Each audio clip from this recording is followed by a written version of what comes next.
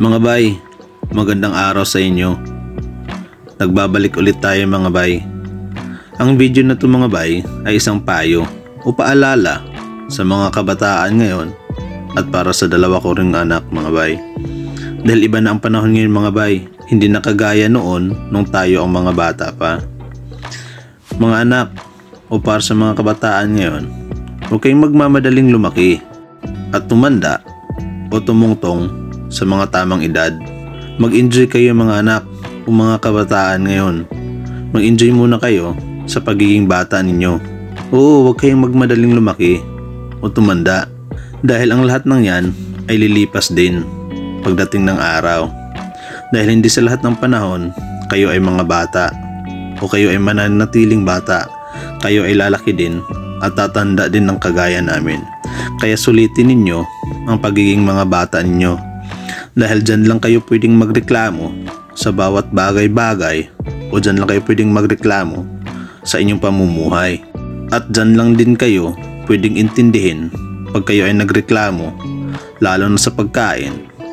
Dahil nga mga bata pa kayo at wala pa kayong kakayahan na gumawa ng desisyon o mga sariling desisyon ninyo o maghanap ng pang-araw-araw na pangangailangan ninyo.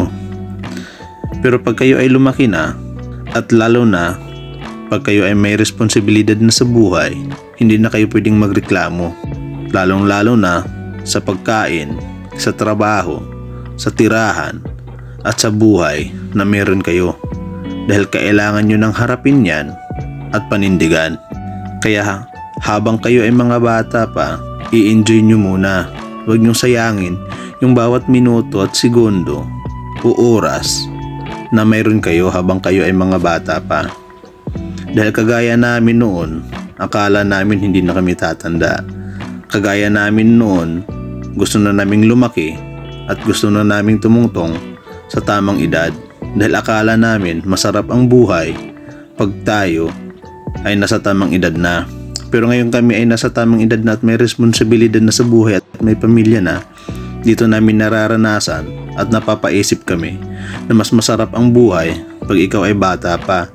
Dahil wala kang iisiping problema, pagkain mo man, damit mo man o anong pangangailangan mo sa araw-araw. Dahil may mga magulang ka na magpo-provide o magbibigay sa lahat ng gusto mo. Kaya habang ikaw ay bata pa, huwag mong sayangin ang pagkakataon na ikaw ay nandyan sa sitwasyon na yan.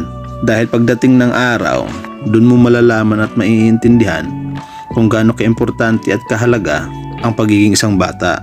Kaya ang payo ko sa inyong lahat, sa mga kabataan ngayon at lalo na sa dalawa kong anak, mag-enjoy kayo habang mga bata pa kayo. At huwag niyong sayangin, kaming mga magulang ay nandito lang para suportahan kayo. Yun lang mga bay. Peace out.